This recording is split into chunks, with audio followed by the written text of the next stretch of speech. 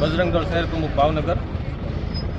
જ્યારે ગીતા ચોક વિસ્તારમાં ગઈકાલે જ્યારે માંસાહારી ટુકડો મળી આવ્યો.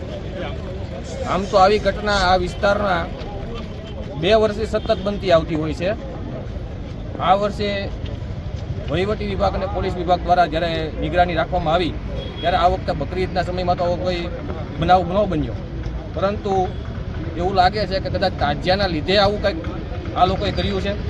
બીજું કે આ જ્યારે મામલો ધ્યાનમાં આવે છે ત્યારે મને એવું લાગે છે કે બી ડિવિઝન પીઆઈ એવું કીધું કે ભાઈ શ્વાન એને લઈને આવ્યો, એટલે મને એવું લાગે છે કે કદાચ બી ડિવિઝનના પીઆઈ એ શ્વાનની ભાષા જાણતા હશે અને કદાચ એને શ્વાનને પૂછી ત્યાં જઈને પૂછ્યું હશે કદાચ તું લઈને આવ્યો હતો, કારણ કે આમ નામ તો ખબર જ ન પડે કે ભાઈ શ્વાન લઈને આવ્યું હતું. અને તદુપરાંત જ્યારે શાનધારાની બાબતમાં પણ બી ડિવિઝનના પીઆઈને જ્યારે અગાઉ ફરિયાદો કરવામાં આવી હતી ત્યારે અમને બોલાવીને એવું કહેવામાં આવ્યું કે અમે આમાં શું મદદ કરી શકીએ. જો પીઆઈને એવી કોઈ બાબત ધ્યાનમાં ન હોય, શું કાર્યવાહી કરવી એ ધ્યાનમાં ન હોય, તો મને એવું લાગે છે કે પીઆઈની જગ્યાએ કોઈ યોગ્ય અધિકારીને મૂકવામાં આવે અથવા પીઆઈને શીખવાડવામાં આવે કે આવી બાબતમાં શું કામગીરી કરવી જોઈએ, શું તપાસ કરવી જોઈએ.